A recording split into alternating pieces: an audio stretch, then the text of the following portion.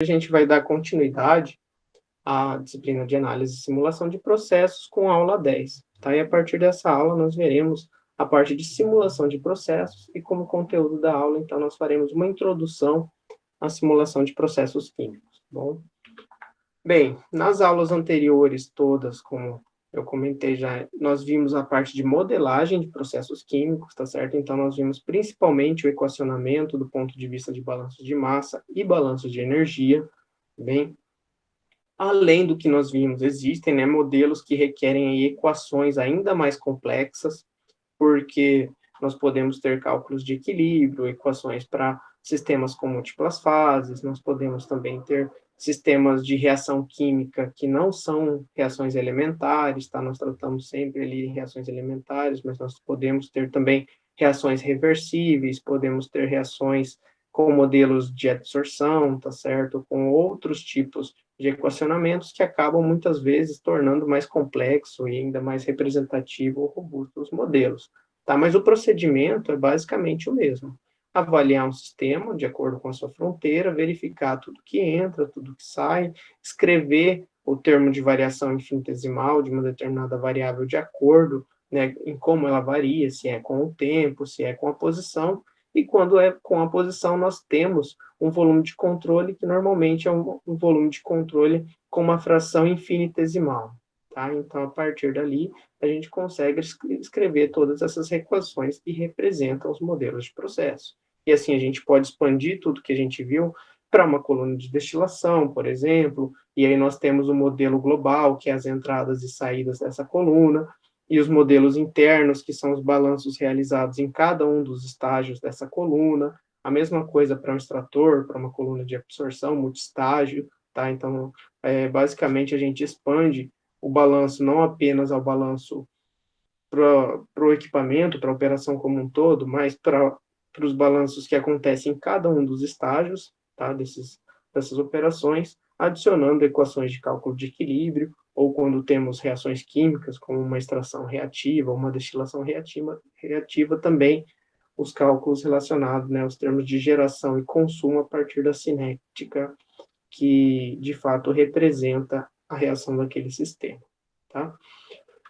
E a partir de hoje, então, a gente vai ver, então, a questão, né, da simulação de processos na engenharia química, algumas das principais aplicações, tá, que são bem diversas. Falaremos também de alguns simuladores de processos e também sobre os tipos de simuladores disponíveis. Tá? E no que consiste um simulador de processo, o que ele precisa ter, como que ele é composto, tá certo? Que basicamente, apesar de a gente ter diversos simuladores, a forma de estruturação por trás desses softwares ela é bem parecida, tá? É bem similar e a gente vai ver o que há em comum normalmente quando a gente trabalha com simulação. Bom, a simulação ela é uma disciplina transversal a todas as áreas da engenharia química, tá? Porque como nós vimos então na parte de modelagem, nós levamos em consideração conceitos, né, de fundamentos de cálculo no processo, conceitos de cinética, de reações químicas, de operações unitárias, então a gente acaba abordando um grande número de disciplinas, tá certo? E de áreas que a gente trabalha dentro do curso mesmo da engenharia química como um todo.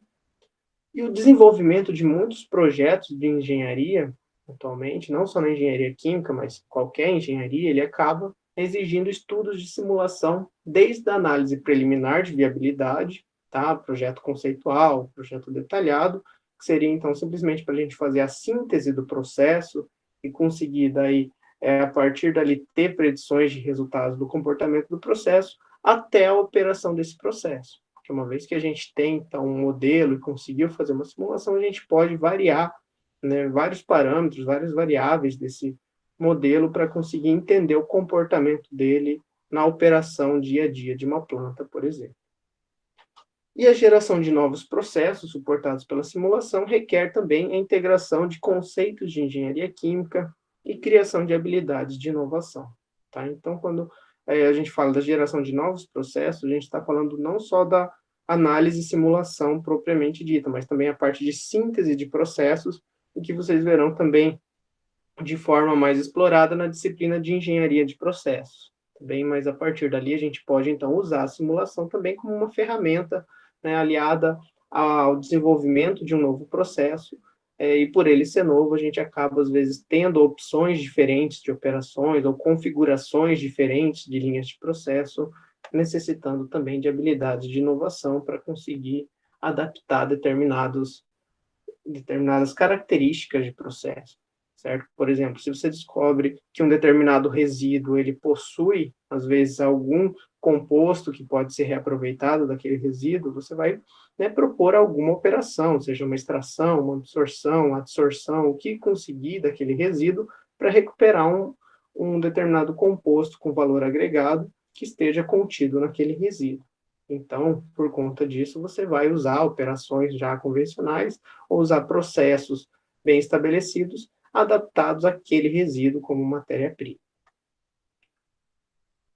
Bom, e aí aqui nós temos, né, uma figura que mostra também e representa essa grande abrangência da simulação de processos, tá certo? Porque ela acaba tendo, né, uma participação em todos os níveis para a engenharia química em si, tá? Seja em escala de tempo, seja em escala de espaço, tá certo? E aí a gente vai ver aqui o enfoque que a gente tem nessa disciplina, tá? Porque quando a gente fala de simulação, a gente pode ter a simulação nesses diferentes níveis que nós temos aqui, tá? Desde a simulação de reações químicas, tá? Considerando o movimento de partículas, átomos, moléculas, tá certo? Estruturas e arranjos de escalas muito pequenas, tá certo? E que acontecem em uma velocidade muito rápida, até processos maiores, tá? Passando, por exemplo, por processos de fenômenos de transferência, fenômenos de transferência de massa, transferência de energia, certo? Transferência de momento, ou mesmo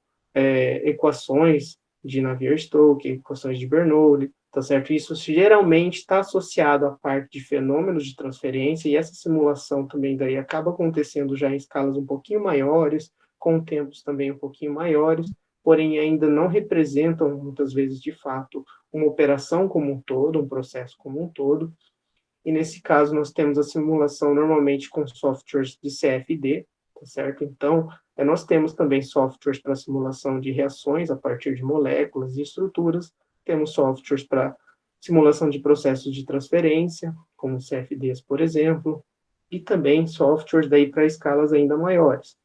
Por exemplo, em uma escala de engenharia, né, nós temos os equipamentos, as operações unitárias que comportam e formam um processo, tá, com escalas já de tamanhos de metros ainda maiores, com processos que demoram horas, dias, semanas.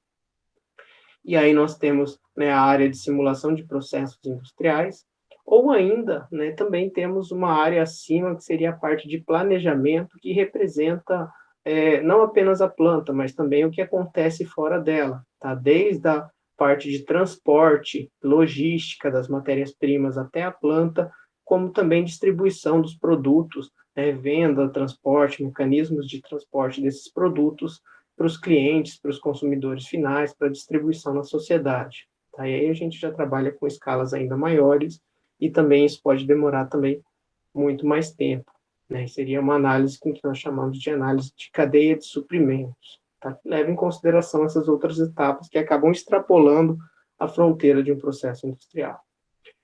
Então, só para a gente ter isso claro, na nossa disciplina de análise e simulação de processos, o que a gente trabalha são simuladores de processos voltados à escala da engenharia, tá certo? Que são aqui a escala de processos, tá? Representando somente o que está dentro da planta, tá? Sem ir além para a parte de planejamento, por exemplo, de distribuição de produtos, matérias-primas, e sem também se preocupar com características de escala menor, tá? Com os fenômenos de transferência em escala menor, com os fenômenos de reações, tá certo? Então, isso a gente já trabalha com modelos que são obtidos a partir desses fenômenos, tá? Mas o que a gente trabalha em software de simulação de processos seriam, então, as operações unitárias, considerando, né, balanço de massa, balanço de energia, dos fluxos de matéria e energia de um processo. Bem, então, só para a gente ter essa classificação clara, que a simulação ela pode estar presente em todos esses elementos, tá, de escala de tempo e de espaço. Mas o enfoque aqui da nossa disciplina, até porque não daria tempo, né, de trabalhar tudo, é a parte da simulação em um nível de engenharia. Bom? Vamos em frente. Em seguida, a gente, né, pode se perguntar, então, a partir de um modelo que representa um processo, por que a gente busca simular um processo químico? Tá? Então, antes da gente ver aqui algumas possibilidades, queria que vocês falassem, né, respondessem um pouquinho, né, o que vocês acham, né, por que a gente tenta simular um processo? Para verificar se o processo é viável, né? Sem ter que, de fato, fazer o processo todo, né? Sim. Mais alguma opção, mais alguma possibilidade? Às vezes também quando você quer mudar algum parâmetro, alguma coisa, ver como que vai se comportar ali, não sei. Sim, sim. Se você já tem o processo, né, você já sabe que ele é viável e você quer ver algum efeito, né, também é uma possibilidade. Algo mais?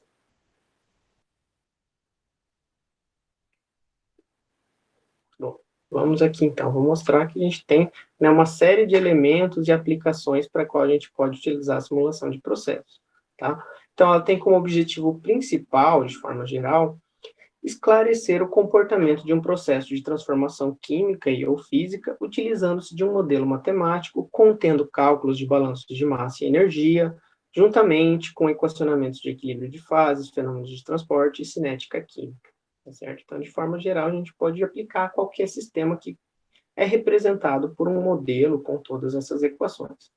E o procedimento, ele busca prever o comportamento de um processo de estrutura conhecida, no qual são conhecidos alguns dados preliminares dos equipamentos, tá? E ou das correntes que constituem o processo, porque a gente precisa ter alguns valores de entrada para conseguir determinar os valores de saída.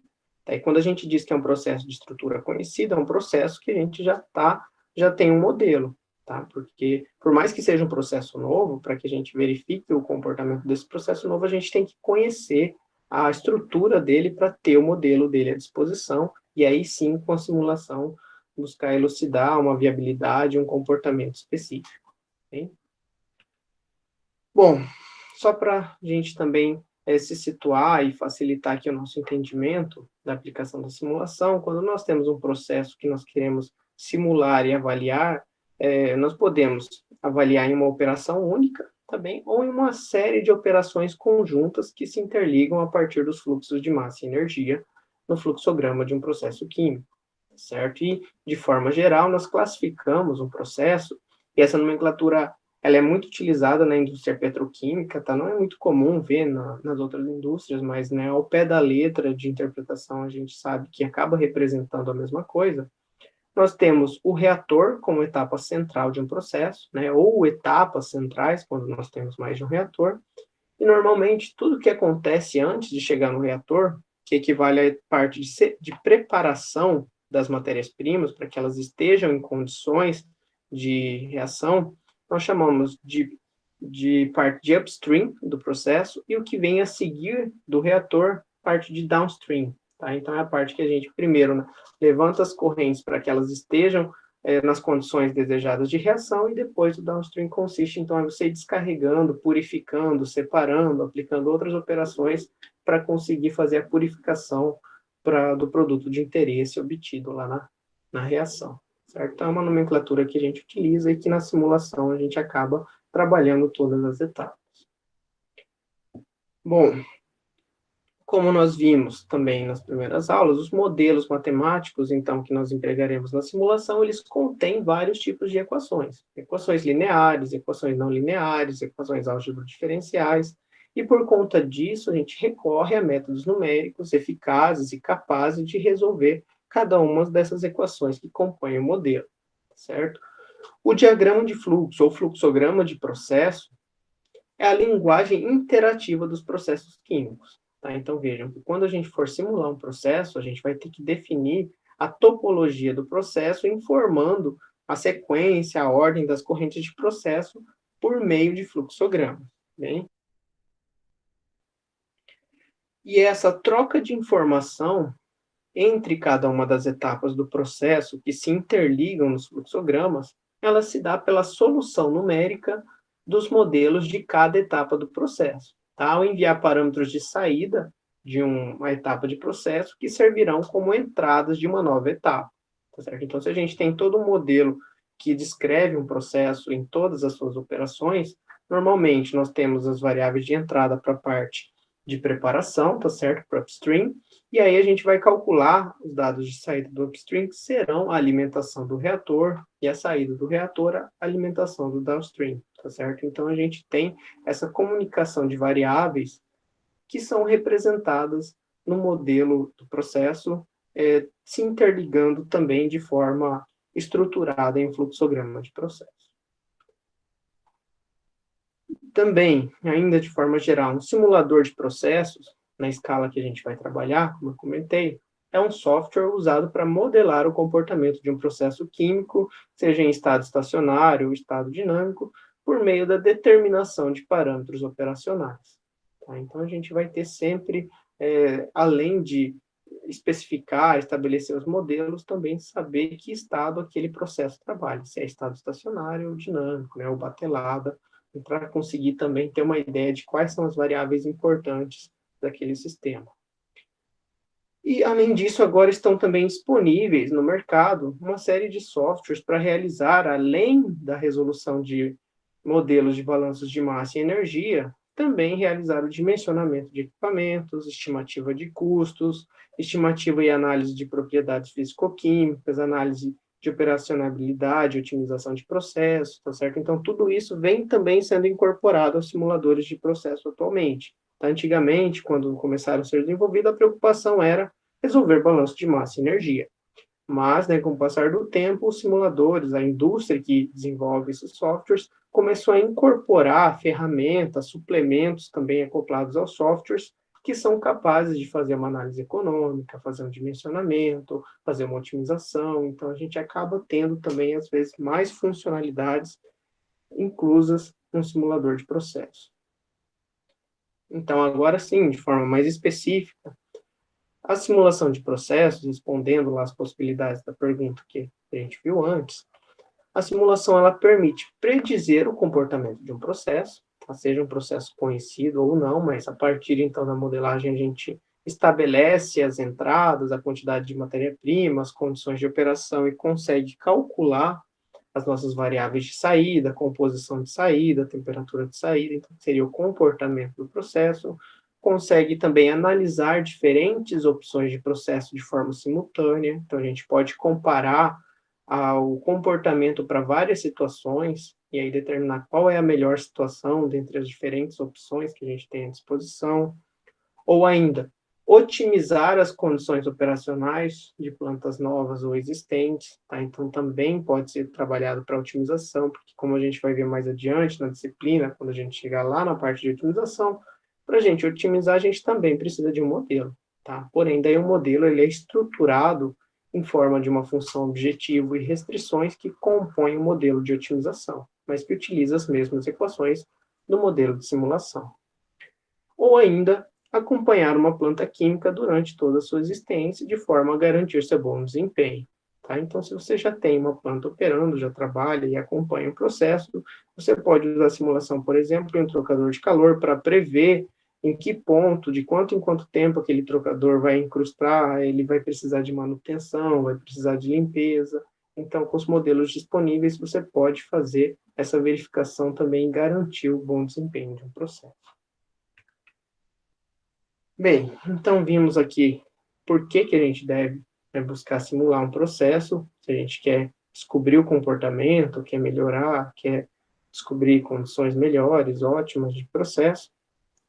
Agora a gente vai ver um pouquinho, né, um breve histórico da parte de simulação. Tá? Então, eu comentei, hoje a gente tem já simuladores mais elaborados e que tem ferramentas que vão além da própria simulação e resolução de balanço de massa e energia.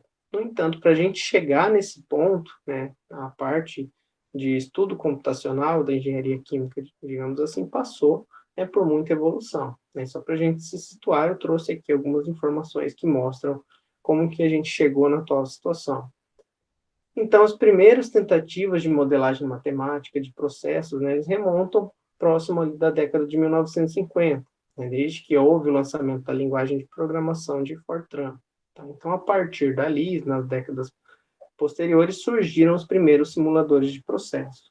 Na década de 1970, o primeiro simulador de processo, conhecido como Flowtran, certo? Foi fruto de trabalho de pesquisa da universidade, da academia, financiado pela indústria e em parceria com empresas do setor petroquímico, tá? Eles permitiram, então, desenvolver e utilizar esse software para a operação de processos de forma a ter vantagens econômicas para esse processo e também conseguir avaliar diferentes alternativas em um tempo relativamente curto, tá? Porque com isso era possível ver como um processo se comportava sem você ter que fazer isso na prática, tá? Antes disso, em uma indústria petroquímica, por exemplo, se mudava uma temperatura, se mudava uma vazão, o pessoal tinha que ir lá na planta, mudar e ver o que acontecia de impacto no produto. A partir do simulador, então, isso começou a facilitar e agilizar esse tipo de análise.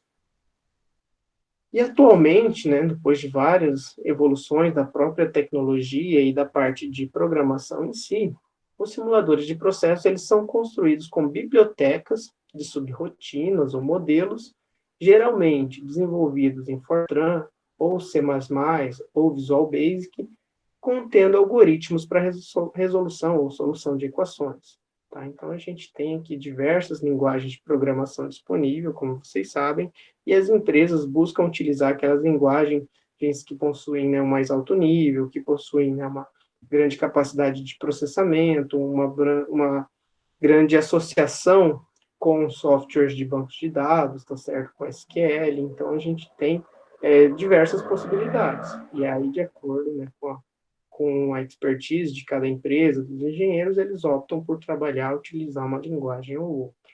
Mas, assim, a gente ainda acaba encontrando de tudo, porque a gente vê que, justamente, existem várias linguagens, porque cada uma se destaca em um determinado campo, cada uma, às vezes, apresenta funcionalidades e uma sintaxe mais adaptável a um determinado campo. Então, por conta disso, a gente tem essa variabilidade na programação.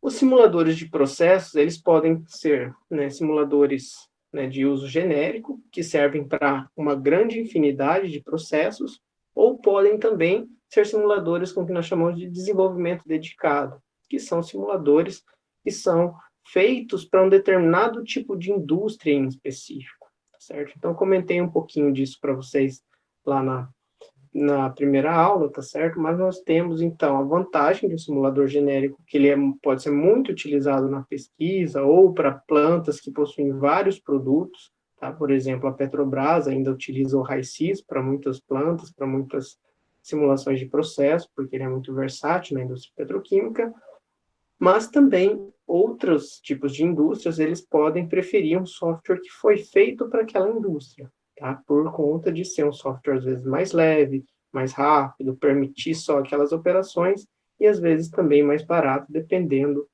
de onde se obtém esse software. Como exemplo, né, eu trouxe aqui, né, o software USPAA da Soteica, tá, que é uma empresa de desenvolvimento de software de processos industriais no Brasil. Ela tem, acho que a sede em São Paulo, tem um escritório em Maringá também, que produz softwares e simuladores para usinas de açúcar e álcool. Bem, então aqui trouxe uma foto só da interface de um dos simuladores que eles desenvolveram, que tem todas as operações de uma indústria de açúcar e álcool. Aí, de acordo com cada usina que eles atendem, que eles, né, fornecem os softwares, eles conseguem, então, montar os modelos, montar os equipamentos, as linhas de processo, tá certo? A caldeira, distribuição de utilidades, eles conseguem, então, interrelacionar e adaptar a interface geral deles para cada usina em específico. Tá? Então, por isso, é um software de desenvolvimento dedicado.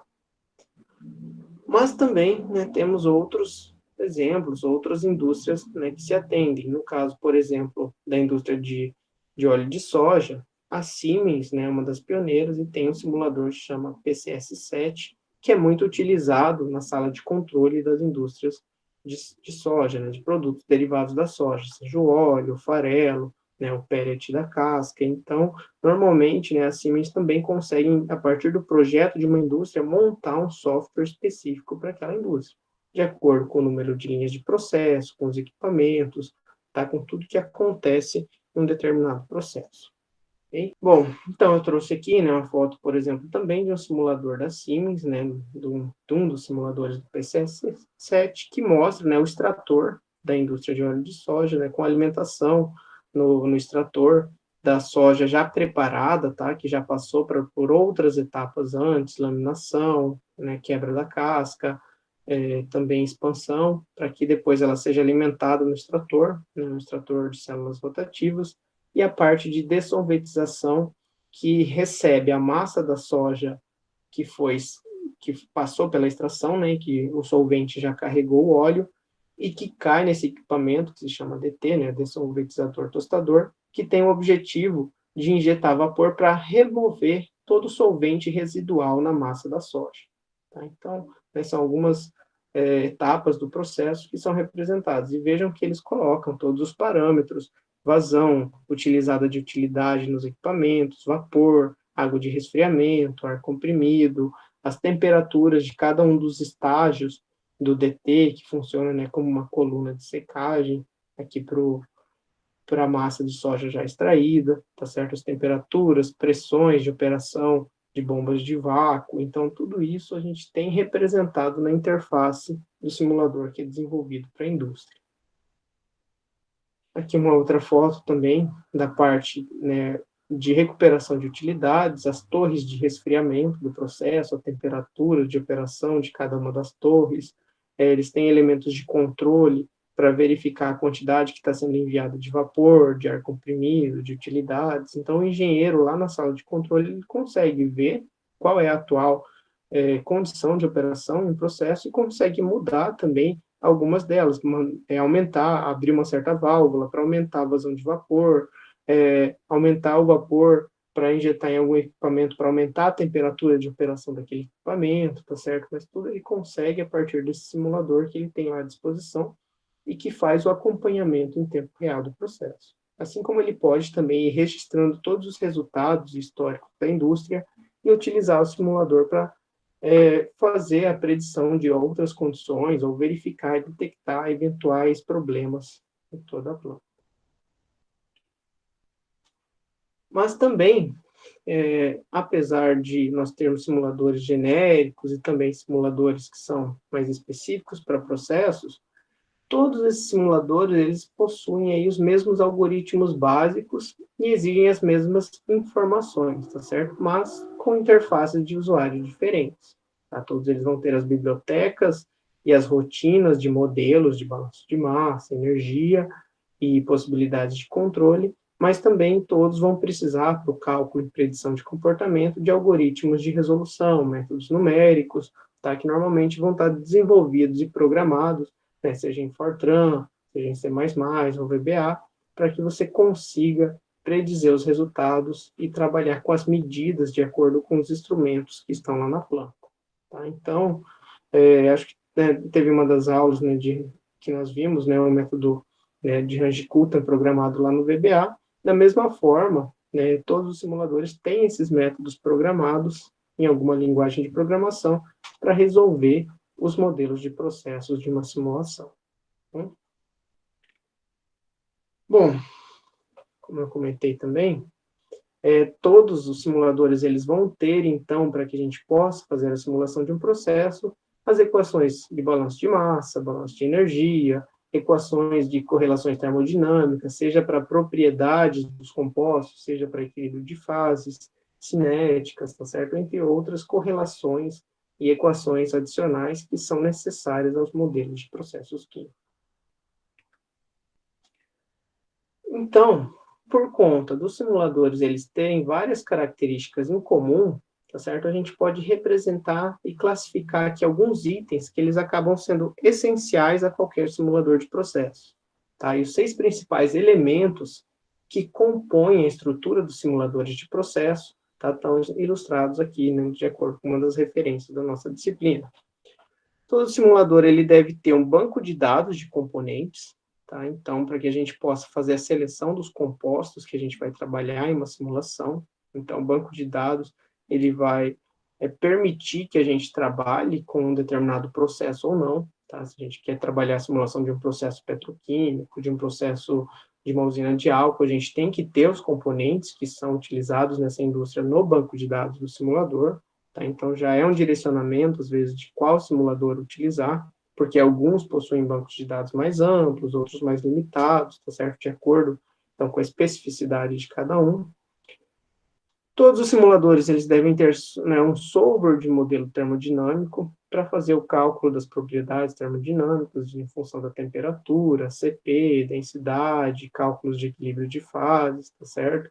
E para que a gente consiga, né, resolver o modelo, ele vai ter que ter também um banco de dados de modelos, tá? Então, de acordo com a situação, com o tipo de sistema que a gente quer simular, se é um sistema ideal, se é um sistema não ideal, se é um sistema de equilíbrio, se é um sistema líquido apenas, se é um sistema gasoso. A gente precisa ter modelos termodinâmicos disponíveis, tá certo? Por exemplo, Peng-Hobson, Solve-Ridley-Kong, ou modelos com coeficientes de atividade, NRTL, Uniquark, Unifac, e assim por diante. Tá? Então, a gente precisa ter à disposição também esses modelos em um simulador para poder fazer os cálculos de equilíbrio e os cálculos de balanço de massa e energia.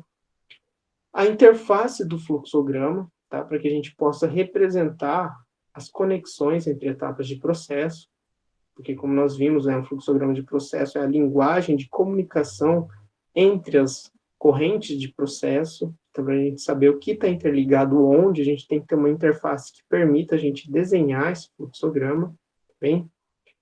Nós vamos, a partir dessa interface, então, inserir a topologia do processo, que é o sequenciamento das operações unitárias, tá? A ordem, o número de linhas, tá certo? O número de divisões de correntes, de junção de correntes, e selecionar também as unidades e os dados de entrada das propriedades das correntes a partir desse fluxograma. A gente consegue daí, com o fluxograma desenhado, clicar nas correntes, clicar nos equipamentos e estabelecer certas condições operacionais. Em seguida, temos que ter também solvers de modelos de processos, tá certo? Então, são solvers daí sim para resolução dos balanços de massa, para resolução dos balanços de energia, porque isso se difere, né, do solver do modelo termodinâmico, porque o solver do modelo termodinâmico tende a fazer o cálculo da propriedade, tá? Ou o cálculo de equilíbrio, certo? Por exemplo, né, no cálculo de propriedades dependentes de temperatura, ou mesmo no cálculo de equilíbrio de fase por minimização da energia de Gibbs, de um sistema termodinâmico, tá certo? Já os solvers de modelos são para os balanços de massa e energia. E a gente vai selecionar quais são os parâmetros e equipamentos para os quais a gente quer resolver esses balanços. Também temos que ter uma interface de apresentação de resultados, tá? Então, uma interface que permita, uma vez que o solver resolve o modelo, a gente obtém as variáveis de saída. E daí, como que a gente vai acessar, como que a gente vai conseguir obter esses resultados? Então, a gente tem que ter uma interface que mostre eles para a gente, seja na forma de tabelas, seja na forma de gráficos, tá certo? Então, a gente consegue daí selecionar essas opções de apresentação dos resultados. Alguns softwares eles são mais versáteis, possuem a possibilidade de construir um gráfico, exportar para uma planilha do Excel, por exemplo. Então, essa interface acaba sendo um item comum também em muitos dos simuladores. Ou ainda também um solver da simulação do modelo global, tá certo? Com um critério de convergência que permite, então, a gente rodar e determinar os nossos resultados. Por que, né, um solver global? Porque muitas vezes a gente tem também correntes de reciclo, correntes de bypass, correntes, né, que não basta você resolver o modelo uma vez, você precisa, a partir do momento que você resolve ele, fazer um processo iterativo para realimentar o processo e conseguir resolver a simulação de uma forma mais ampla, até que você tenha um sistema em regime estacionário, com uma convergência totalmente estabelecida. Bom? Bem, então vamos ver um pouquinho aqui de cada um desses itens que a gente vai trabalhar, que a gente vai utilizar e ver em comum nos simuladores a partir de agora. Bem, então, a partir do momento que nós temos um banco de dados, tá, em um simulador disponível, com um banco de dados de compostos, a gente pode fazer a seleção desses compostos para trabalhar na simulação. Tá? Então, a gente precisa checar se esse banco de dados de componentes do simulador ele tem os compostos que a gente vai trabalhar. E todos os compostos que vão estar na simulação, sejam inertes, reagentes, produtos, subprodutos, utilidades, resíduos, a gente deve selecionar eles inicialmente. Tá? Então, a gente vai utilizar alguns simuladores, tá? Mais à frente nas próximas aulas. Vocês vão ver que sempre uma das primeiras etapas é a seleção dos compostos. Tá lá no Aspen, no RACIS, a gente precisa primeiro definir as substâncias que a gente vai trabalhar na simulação.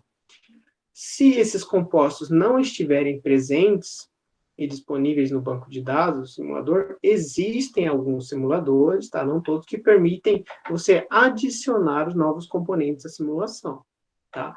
Mas, claro, daí, além de adicionar o componente, colocar lá o nome dele, você vai ter que adicionar todas as informações referentes àquele componente. A estrutura molecular, as propriedades de termodinâmicas, densidade, volatilidade, viscosidade, o que for necessário para resolver os modelos que envolvem aqueles compostos. Tá? Então, em alguns simuladores, não todos, eles são mais flexíveis nessa parte de adição de novos componentes.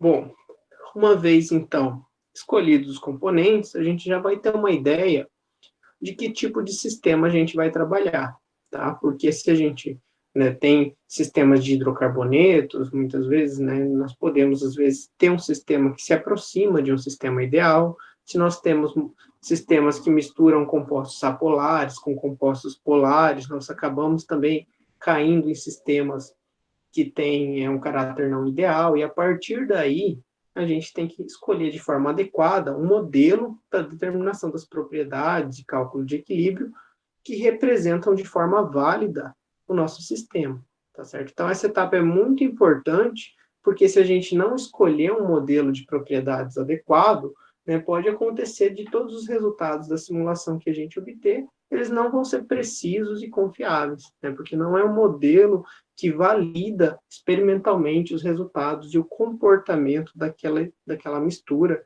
né, daquele conjunto de componentes. Então, é muito importante que essa seleção, a gente tem que, né, digamos assim, ter uma experiência, um direcionamento, uma expertise para saber escolher o modelo adequado. Tá? Se a gente não sabe, a gente pode testar vários em cima de dados experimentais e ver qual melhor ajusta os dados experimentais. Tá? Mas se a gente conhece ou já tem algum direcionamento da literatura, a gente segue o que traz a literatura. Bem, por exemplo, o Aspen ele possui uma ferramenta que você diz o tipo de compostos que você vai trabalhar, se são compostos aromáticos, se são compostos polares, apolares, se são aminas, né? Dá assim um direcionamento global e ele recomenda alguns pacotes termodinâmicos, alguns modelos para você utilizar, tá? Então, tem isso daí também que, em alguns casos, pode dar o direcionamento de qual modelo utilizar adequadamente, beleza? Então, normalmente, né, os simuladores, eles contêm esses bancos de propriedades que são calculadas a partir dos modelos que a gente escolhe para o cálculo dessas propriedades e equilíbrio termodinâmico.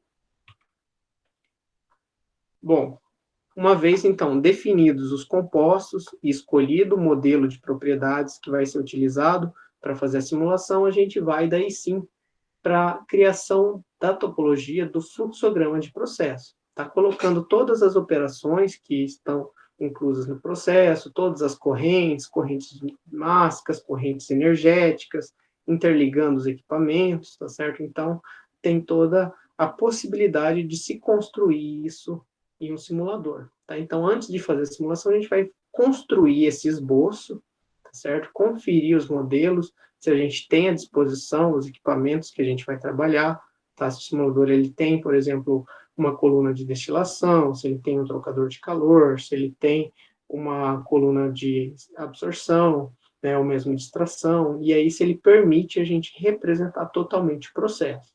Tá? Existem casos, por exemplo, que pode acontecer de um simulador não ter uma determinada operação unitária. Então, aí você pode, às vezes, ter que fazer por partes. Você usa um simulador para fazer a parte inicial do processo, depois você pega os resultados desse primeiro simulador, usa em um outro simulador que contém aquela operação que o primeiro não tem, e daí faz a simulação daquela operação em outro software, obtém os resultados, joga no próximo simulador que possui as próximas operações. Então, ainda existem casos, né, se a gente não tem tudo disponível em uma única ferramenta, que a gente tem que ir trabalhando usando várias ferramentas, tá?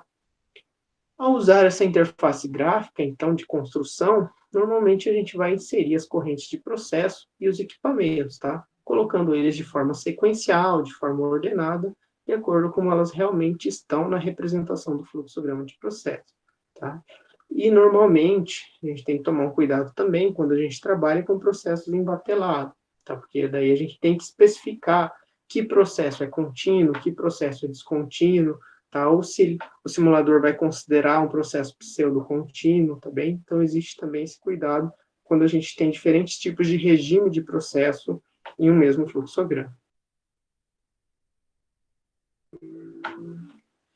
Bem, depois, então, de definir as características dos componentes e das correntes de processo na construção da simulação, da interface de simulação, né, do fluxograma, nós precisamos também definir, muitas vezes, as propriedades de entrada dos equipamentos. Tá? Então, às vezes, não basta só conhecer parâmetros e características de correntes de processo. Às vezes, a gente também precisa de condições operacionais de cada um dos equipamentos, como, por exemplo, temperatura de operação, pressão de operação, em uma coluna de destilação, talvez a razão de refluxo da coluna, número de estágios da coluna, em um trocador de calor, a área do trocador, certo?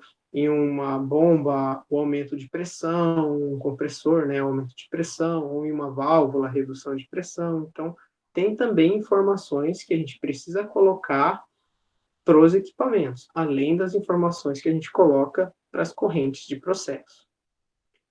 E também, em alguns casos, quando nós temos processos com correntes de reciclo, por conta do processo iterativo que o software vai fazer para fechar os balanços e todos os cálculos, pode acontecer de que a gente precise colocar estimativas iniciais para garantir a convergência das correntes de reciclo.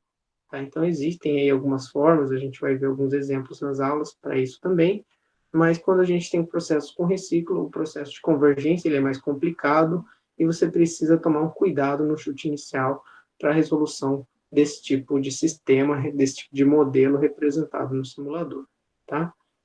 E também, caso exista mais de uma fase, né, no caso, a gente tem um equilíbrio líquido-vapor, um equilíbrio líquido-líquido, a gente também tem que especificar em mais informações, né, como a fração de composição de cada fase, tá, para que o software consiga, a partir dos modelos, fazer os cálculos da simulação. Bom, sobre essa parte de seleção de parâmetros dos equipamentos, certo? Então, como eu comentei, a gente precisa inserir essas condições. Tá? A gente pode ter que inserir o número de estágios, a área do trocador, a razão de refluxo, mas isso vai depender de qual é o objetivo que a gente quer com a simulação. Tá? De forma geral, existem aí 2 níveis que a gente classifica uma simulação de processo. Então, o primeiro nível, que é o nível de simulação, tá? Que a gente quer, muitas vezes, a gente vai estipular os valores de entrada, vai estipular as condições operacionais e o resultado da simulação vai nos fornecer os balanços de massa e energia para as correntes de saída. Tá? Então, esse é o nível que nós chamamos de nível básico ou nível de simulação. Tá? Então, a gente informa as entradas e as condições operacionais para obter os resultados das correntes de saída. Porém, nós podemos utilizar também o modelo de simulação, já que são as mesmas equações, os mesmos parâmetros, para uma simulação do tipo design, tá? Que seria, então, uma simulação na qual o objetivo é fazer o projeto de um equipamento ou determinar as condições operacionais. Tá? Então, a gente pode, daí, nesse segundo caso, né, nesse segundo nível que nós chamamos, que é a parte mais voltada ao projeto de equipamentos, estipular as entradas, estipular as saídas, e aí o software, a partir das equações de balanço de massa e energia e as correlações com as variáveis de processo, ele vai determinar para a gente as características de operação. Tá? Então, por exemplo, eu coloco lá em uma coluna de destilação a minha composição da alimentação, coloco a minha composição de topo ou de fundo, e ele vai calcular para mim qual é a razão de refluxo ou qual é o estágio de alimentação que eu tenho que colocar para obter aquela composição de topo ou de fundo.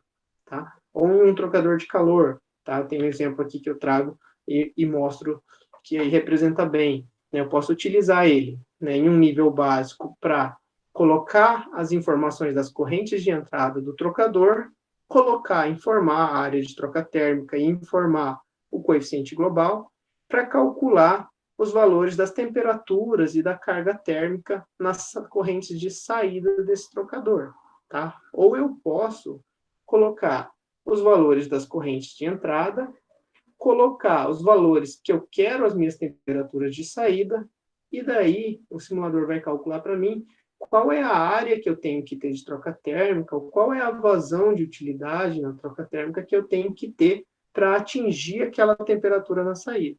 Tá? Então, veja, são coisas diferentes. Se eu uso para calcular a saída, eu estou usando do ponto de vista, né, que nós chamamos normalmente de simulação. Mas se nós estamos calculando para determinar condições de projeto, normalmente nós usamos do ponto de vista chamado de design. Tá? Então, nós colocamos as entradas, as saídas, ele vai calcular para a gente a configuração do equipamento para que a gente obtenha aquele valor de saída.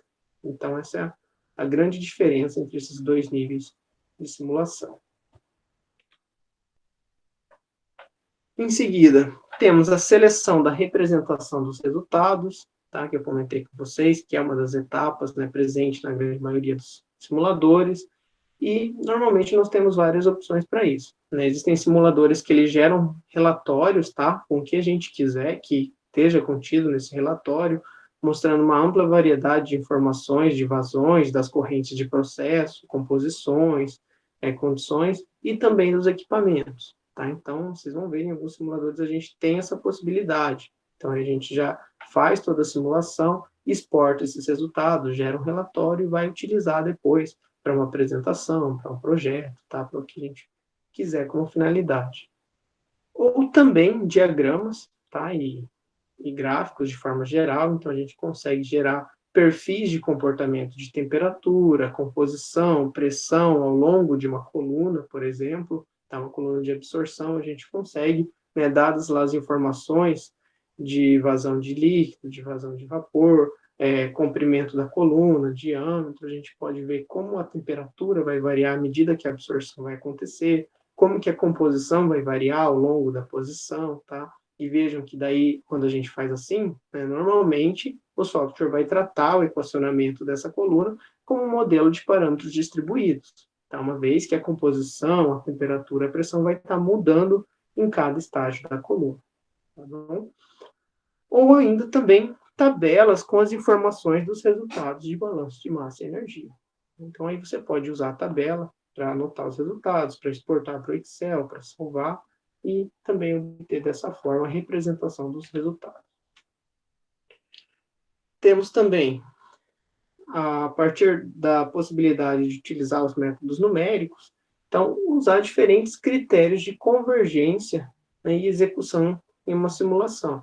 Tá? Então, como eu comentei, a gente pode, em alguns casos, ter que estabelecer estimativas iniciais, tá, para as nossas variáveis de entrada e ou saída, para o método numérico ter a convergência adequada. Tá? Vocês veem lá em métodos numéricos que, se a gente, em alguns casos, não tiver um bom chute inicial, ele vai convergir para uma solução inviável, né, para resultados negativos, talvez outras raízes das equações que estão representadas no nosso modelo, ou mesmo pode não convergir. Tá? E a gente precisa daí colocar os critérios de tolerância para cada um dos equipamentos, né? Seja um critério por conta de um valor de parada, tá? Um erro absoluto, relativo, como a gente já comentou, seja por número máximo de iterações, também a gente pode colocar lá, para que depois de tantas iterações ele mostre para a gente o resultado, e aí você pode também visualizar se o software nas iterações anteriores chegou no mesmo resultado, então se ele já tinha chego e permaneceu por muito tempo no mesmo resultado, isso é um indicativo de que ele convergiu também, tá? E esses resultados, eles só vão ser confiáveis se todos os critérios estipulados na convergência forem satisfeitos, tá? Então, se você olhar lá para os resultados e o software não indicar nenhum erro de convergência, isso é comum de acontecer, você vai verificar, então, daí que você pode ter alguma etapa do seu processo que o resultado pode não estar certo. Tá? Ele vai mostrar lá algum resultado, mas de acordo com a mensagem, né, com o warning que ele coloca, você tem que tomar cuidado e às vezes testar outros chutes iniciais, reduzir a precisão, aumentar o número de iterações em busca de atingir essa convergência.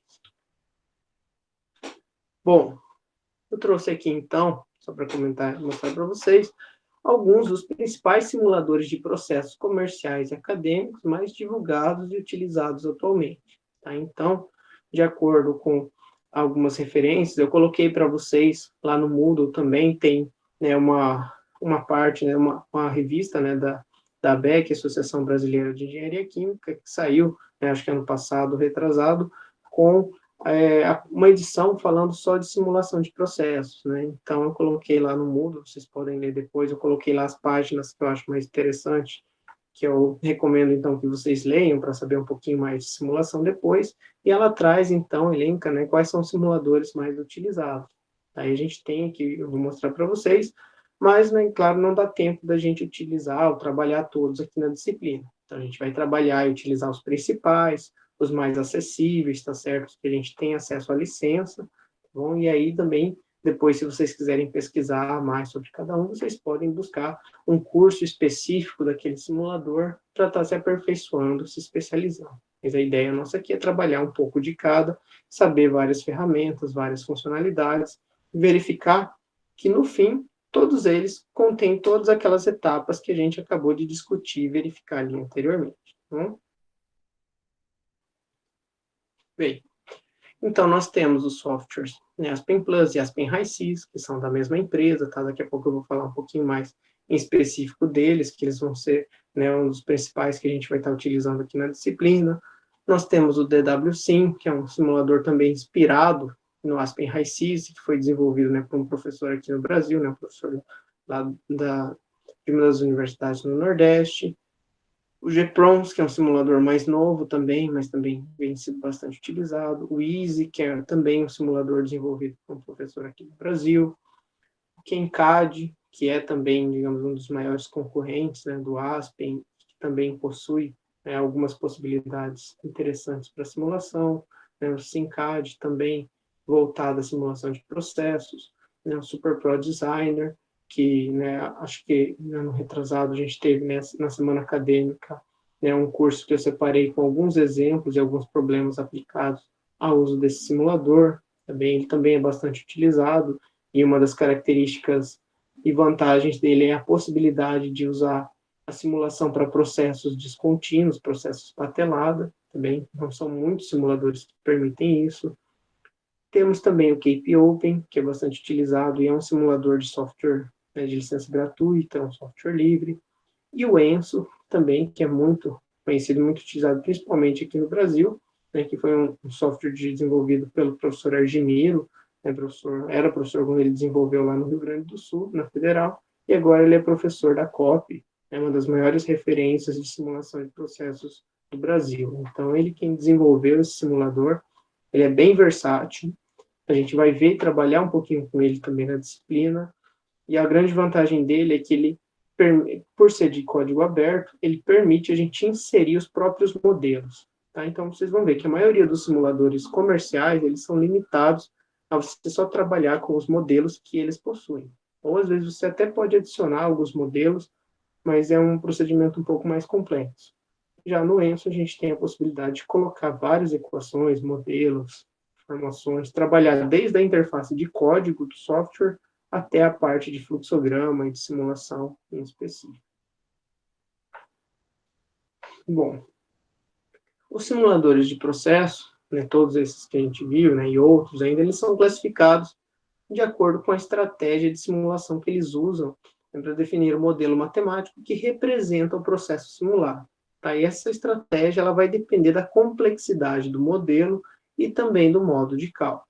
Tá? Então, eu já mostrei para vocês na diferença ali no exemplo do trocador de calor, tá? E essa é uma nomenclatura que varia também, tá? Nem todos os simuladores chamam da mesma forma, mas a maioria acaba chamando, né, como eu comentei, de design mode, quando a gente requer as condições operacionais para determinar as condições de projeto, que é no cálculo lá do trocador de calor, quando a gente quer o cálculo da área, ou uma coluna de destilação, a gente quer o número de estágios, que é o estágio de alimentação, ou rating mode, quando a gente quer utilizar o simulador informando as condições de projeto para o cálculo das condições das correntes de saída. Então, nesse caso, por exemplo, a gente coloca a área do trocador, a gente coloca o número de estágios, e aí ele vai calcular a pureza que se obtém para aquele projeto de coluna.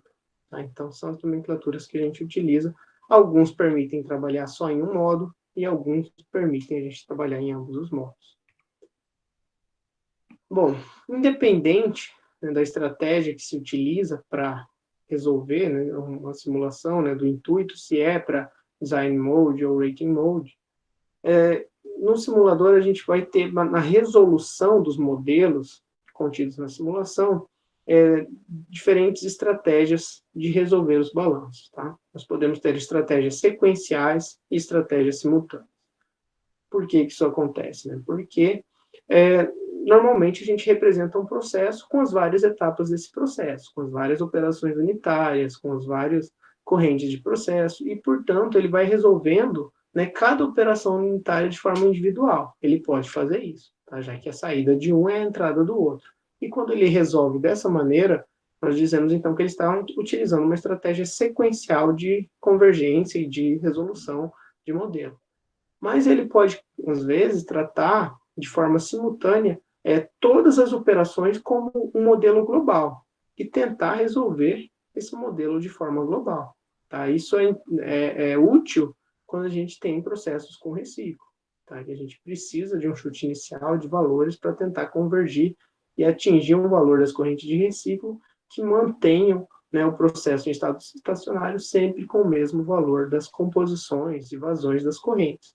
Tá? Então, há uma maior dificuldade quando nós não temos quando nós temos correntes não sequenciais, que é o caso de correntes de reciclo, corrente de bypass, purga, tá certo? E nesse caso, a estratégia simultânea acaba sendo mais eficaz, tá? Então, quando a gente tem essas correntes, muitas vezes não dá para resolver usando a estratégia sequencial. Então, por isso, a gente tem que ter outros algoritmos e outros métodos capazes de resolver de outra forma. Então, trouxe aqui, né, só um exemplo de um fluxograma de processo, tá? Com algumas etapas de aquecimento, reação, coluna de destilação e corrente de reciclo. Tá? Então, pensem bem aqui, se, né, nós fôssemos tentar resolver os cálculos de balanço de massa e energia de cada uma dessas etapas de processo de forma sequencial, por exemplo, para o aquecedor até é possível. Né? Você quer aquecer aqui o vapor que está vindo para o processo, você vai fazer o cálculo de utilidades ou da área necessária para isso. Porém, quando você vai juntar esse vapor com uma corrente de alimentação para ir para o reator, você não consegue resolver os cálculos de balanço de massa e energia desse reator se o seu processo tem uma corrente de reciclos e você não sabe quanto está voltando. Tá? Então, você vai ter que colocar uma estimativa inicial para ele fazer o cálculo considerando isso, aí ele vai resolver os cálculos do reator, vai passar para o cálculo de um separador, de um flash, depois vai passar para o cálculo da coluna de destilação e vai achar um novo valor para a corrente de reciclo. Aí ele vai voltar, vai refazer todos os cálculos até que em algum instante o processo atinja o estado estacionário e você tem a convergência para um valor constante da sua corrente de reciclo. Tá? Então vejam que é justamente por isso que às vezes a gente não consegue de forma sequencial resolver um modelo.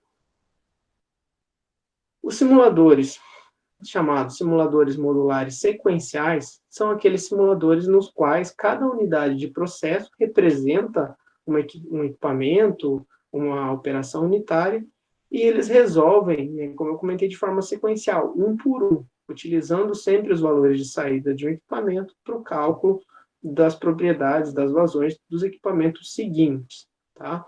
Então, eu trouxe aqui para mostrar também, por exemplo, o Aspen Plus é um simulador que inicialmente ele era modular sequencial. Tá? Ele só fazia cálculos, né, de forma sequencial dos equipamentos. Mas depois de um tempo ele acabou se tornando um simulador híbrido, que nós chamamos, e ele consegue fazer tanto cálculos sequenciais quanto cálculos globais. Tá? E aí eu vou mostrar aqui uma simulação que não é uma simulação tão trivial. Vejam que nós temos aqui correntes de reciclo, temos correntes que se interligam, né, de um equipamento para mais de um equipamento, tá certo? Então, ele não faz o cálculo de forma direta. Vocês vão ver que ele faz o cálculo um por um, e depois ele retorna e refaz esses cálculos várias vezes até ele atingir a convergência. Tá? Vocês vão ver que quando ele faz a simulação, ele marca um quadradinho ao redor do equipamento que ele está fazendo os cálculos de balanço de massa e energia. Tá? Por exemplo, nós temos aqui um reator, uma centrífuga, um trocador de calor, um flash, outro trocador de calor, outro flash.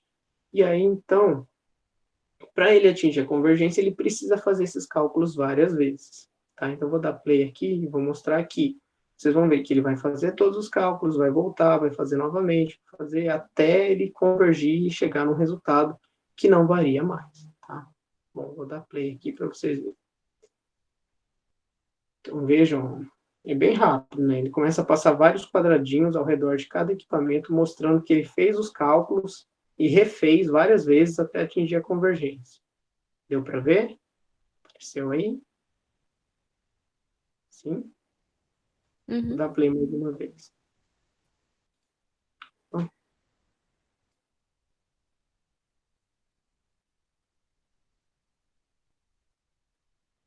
Viram?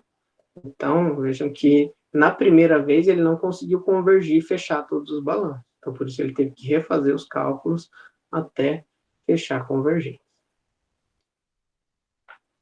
Bom, as características de simuladores modulares sequenciais, que fazem esses cálculos em sequência, são de que, normalmente, eles possuem bibliotecas e rotinas de cálculo específicas de cada módulo, já que ele vai resolver módulo por módulo, um por vez, ele vai ter que ter um algoritmo para cada equipamento, tá certo?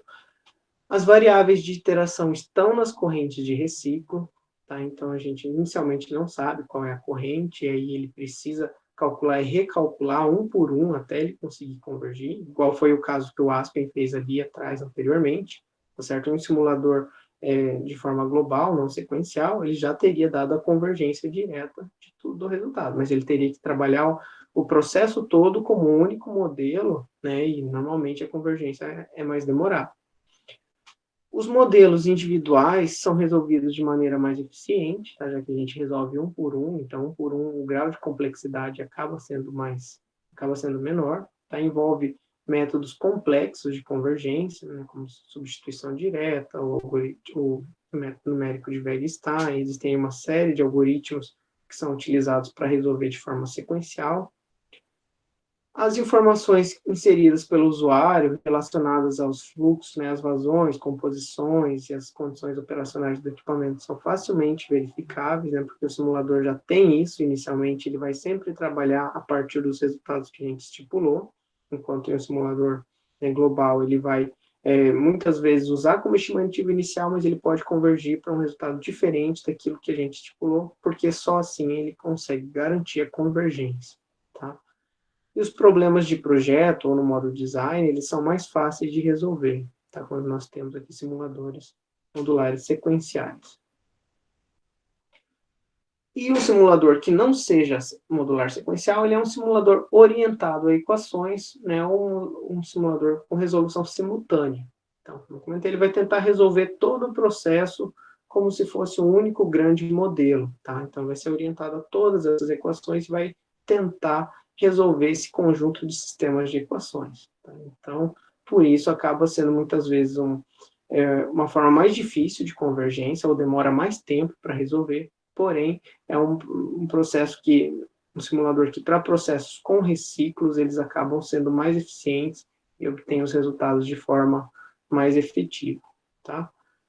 Então, esses simuladores, eles podem também ter, né, as partes de módulo de cada um dos equipamentos, mas eles encaram cada uma dessas unidades como subsistemas que compõem um sistema ainda maior.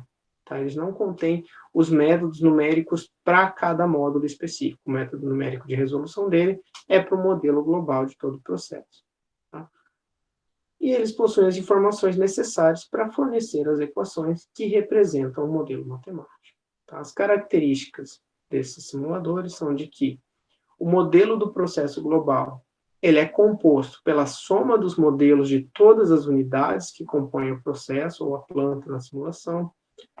A distinção entre variáveis de processo e parâmetros operacionais acaba desaparecendo, já que ele vai trabalhar a partir das suas estimativas, mas ele vai tentar convergir para uma solução que satisfaça todas as equações de todos os equipamentos.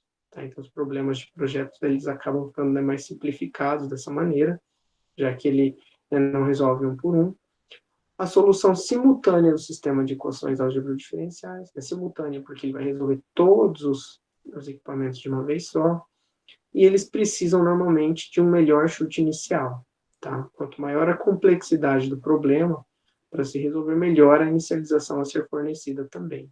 Tá? Então, o chute inicial acaba sendo um dos critérios mais importantes para a convergência de modelos quando nós trabalhamos com simuladores orientados a equações.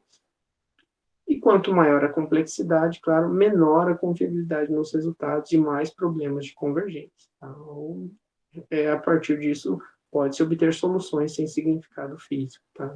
Como comentei, a convergência nem sempre ela se dá para um resultado adequado. Então, por isso a gente tem que saber também olhar, interpretar e verificar se o que o simulador representa realmente é de fato o que a gente deseja como resultado da simulação. Ou ainda, podemos ter simuladores híbridos, que são simuladores que possuem uma estratégia de resolução tanto sequencial quanto simultânea. Então, ele é capaz de trabalhar das duas formas, e ainda, às vezes, ele faz todo o cálculo sequencial e ele confere de forma global. Tá? Então, isso até acaba garantindo, né, uma melhor convergência, mas em função disso, você acaba também tendo, às vezes, que esperar um pouco mais, né, do resultado para que ele consiga fazer toda essa conferência. Tá? Como eu comentei, o ASP, antigamente, ele era somente um software de simulação sequencial. Atualmente, ele é um software de simulação híbrida. Então, ele tem tanto a estratégia sequencial quanto a estratégia para solução simultânea. E já falando do ASP, então, que serão alguns dos softwares que a gente vai trabalhar nas próximas aulas, nós temos o Aspen Plus e o Aspen HiSys, que ambos são simuladores de processos para previsão do comportamento de processos, operações unitárias, mas que eles podem ser utilizados aí para fins distintos. Tá? Então, só para vocês entenderem, né, e contextualizar, o HiSys, ele era um simulador que não era parte da Aspen, então eram produtos distintos, simuladores distintos. Tá? Nós tínhamos o Aspen Plus e o HiSys, de empresas diferentes, e aí a Aspen, que é a empresa dona do Aspen Plus, comprou o HiSys. E aí o HiSys passou a se chamar Aspen HiSys. E aí, devido a algumas diferenças de cada um dos simuladores, a empresa se manteve com os dois softwares. E daí a gente tem o Aspen Plus e o Aspen HiSys. Mas, recentemente, né, conforme as versões vão passando, a gente consegue ver que eles vão ficando cada vez mais próximos um do outro. E eu acredito que a tendência é que em algum momento eles juntem e formem um único simulador a partir de ambos os softwares. Mas, por enquanto, a gente tem tanto o Aspen Plus quanto o Aspen HiSys. E ambos são usados, né, para resolução de balanço de massa, energia, cálculos de modelos de processos químicos. Eles permitem, né, a geração de gráficos e tabelas dos resultados, eles permitem, né, realizar análise de sensibilidade, casos de estudos, que nós veremos nas próximas aulas também o que são essas análises, fazer o dimensionamento e classificação dos equipamentos, fazer a validação e o ajuste de dados experimentais para modelos de processos. Eles permitem que a gente faça uma análise dos componentes puros e propriedades de misturas. Então, eles já possuem vários suplementos, como eu comentei, além da própria parte de simulação em si. Permitem fazer estudos de emissões de poluentes, otimização, regressão de parâmetros, análise econômica. Então, por isso, eles são alguns dos softwares mais utilizados na engenharia química, tá? Porque eles têm todos esses outros suplementos acoplados ao software de simulação. As principais diferenças entre um e outro, tá, são de que nós temos interfaces que são um pouco distintas, apesar de, como eu comentei, elas estão caminhando para ficar cada vez mais parecidas uma com a outra. A gente ainda tem as interfaces diferentes, alguns modelos que um tem, outro não tem, tá? Então, isso ainda é uma diferença entre eles. A estratégia de resolução, o Aspen Plus, como eu comentei, ele começou como um simulador modular, mas hoje em dia ele é um simulador híbrido. Já o Aspen HiSys, ele possui blocos de reciclo específicos que facilitam a convergência da simulação, né, atuando já diretamente como simulador híbrido. Tá? Enquanto o Aspen Plus, se você não especificar para ele que ele tem que ser híbrido, ele vai trabalhar de forma modular. Também temos alguns plugins, né, os suplementos, extensões que eu comentei que são diferentes de um para o outro, né, blocos de operadores lógicos para cálculo de reciclo, cálculo de controle de processos. blocos de operações para trabalho com sólidos, tá? O Aspen Plus ele permite realizar simulações de processos com componentes sólidos, o Aspen High-Sys ele ainda tem dificuldade, não consegue trabalhar, por exemplo, uma centrífuga, uma adsorção, tá certo? Nós temos que daí utilizar o Aspen Plus. Blocos de trabalhos com eletrólitos, para isso o Aspen Plus também acaba sendo melhor. E blocos de processos dinâmicos, né, o Batelada, também o Aspen Plus acaba sendo melhor. Beleza?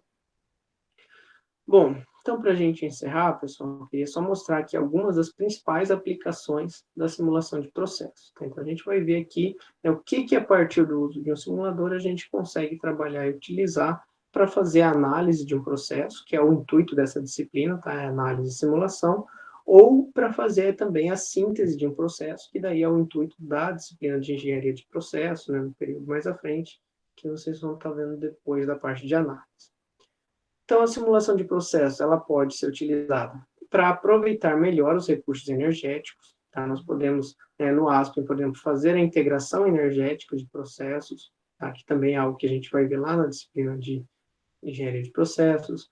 Minimizar custos operacionais e emissão de resíduos a partir de determinação de melhores condições de processo.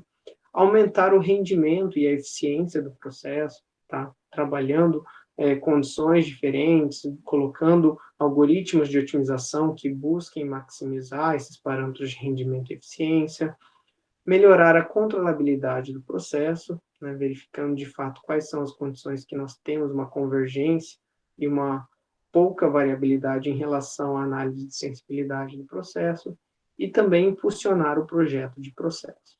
Então, essas são algumas das principais aplicações da área de simulação. Tá? E os resultados que nós obtemos na fase de projeto, eles vão ser utilizados para as outras etapas, tá? Como eu comentei lá no início da aula. Então, primeiro a gente faz a simulação como se a gente fosse montar um processo, como se a gente fosse projetar ele para trabalhar e ver o comportamento inicial. E uma vez que a gente tem a simulação bem estabelecida, a gente vai buscar mudar parâmetros da simulação para verificar a operacionabilidade da curva, tá? Então, a gente consegue, daí, mudando vários parâmetros, gerar uma grande quantidade de informações, né, que daí a gente tem que agrupar todos os resultados, classificar em tabelas, estudos de caso, para conseguir, de fato, determinar qual a melhor condição de se trabalhar.